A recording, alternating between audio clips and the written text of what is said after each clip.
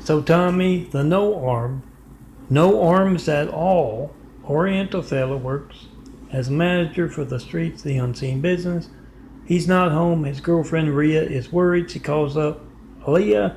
Leah says, "Yeah, we all left hours ago."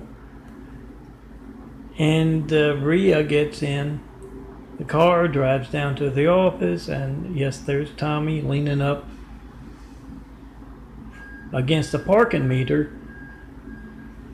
He had watched the Stooge-a-thon the night before. She told him not to, and he went to work, and he's so tired he fell asleep.